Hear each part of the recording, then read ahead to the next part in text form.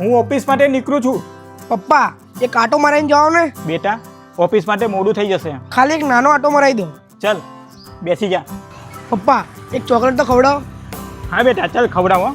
એક ચોકલેટ આપી દો ને. બેટા હું બેંકમાં જઈને આવું. હજી આરામ નથી કરતા. એક તો ની પેન છે ને પાછું બેંકમાં જવું છે. તમે બેસો હું જતો આવું છું.